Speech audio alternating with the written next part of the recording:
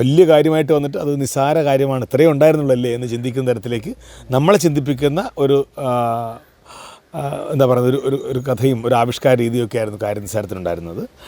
ഞാനും അനു ജോസഫായിരുന്നു എൻ്റെ ഭാര്യയായിട്ട് അഭിനയിച്ചുകൊണ്ടിരുന്നത്.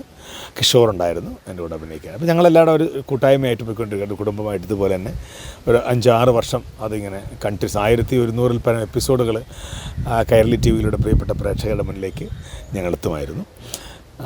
അതും ഈ പറഞ്ഞ പോലെ അത് പക്ഷേ രാവിലത്തെ പത്രം വായിച്ചിട്ടൊക്കെ ചിലപ്പോൾ നമ്മൾ തുടങ്ങും. വളരെ കുറച്ചുകൂടി എനിക്ക് തോന്നുന്നത് കുറച്ചുകൂടി ആക്ഷേപഹാസ്യത്തിന് പ്രാധാന്യം നൽകിയിരുന്നത് കാര്യനിസ്സാരം. കാരണം നമ്മൾ സർക്കാർ ഓഫീസുകൾ നടക്കുന്ന പ്രശ്നങ്ങൾ, അതായത് ഒരു വില്ലേജ് ഓഫീസർ അഭിമുഖീകരിക്കുന്ന ചില പ്രശ്നങ്ങളുണ്ടാവും. നമ്മളിപ്പോൾ ഒരു സാധാരണക്കാരൻ ഒരു വില്ലേജ് ഓഫീസിൽ ചെല്ലുമ്പോൾ, ഒരു പഞ്ചായത്തിൽ ചെല്ലുമ്പോൾ ഉണ്ടാകുന്ന അവൻ്റേതായ ചില പ്രശ്നങ്ങളെ നമ്മൾ കണ്ടെടുത്തിട്ട് അതിങ്ങനെ ജനങ്ങൾക്ക് അവതരിപ്പിക്കും. അവൻ്റെ പ്രശ്നങ്ങൾ ചെറുതല്ല, അത് വലുതാണെന്നും അത് നിസ്സാരമായിട്ട് പരിഹരിക്കാൻ പറ്റുന്ന കാര്യമാണെന്നൊക്കെ നമ്മൾ കാര്യനിസ്സാരത്തിലൂടെ ഇങ്ങനെ അവതരിപ്പിക്കുമായിരുന്നു. അതുകൊണ്ടായിരുന്നു പ്രിയപ്പെട്ട പ്രേക്ഷകർ, ഇപ്പോൾ കാര്യനിസ്സാരം കഴിഞ്ഞിട്ട് 7 വർഷമായി.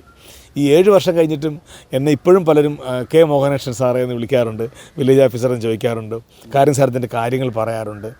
അതൊക്കെ എനിക്ക് തോന്നുന്നത് ഒരു പക്ഷേ അവരിലൊരാളായി ഞാൻ മാറിയത് കൊണ്ടോ, അവർ കണ്ട ആരോ ഒരാളായി ഞാൻ മാറി തീർന്നത് കൊണ്ടോ ഒക്കെ ആയിരിക്കണം അവരെന്നെ ഓർക്കുന്നത്.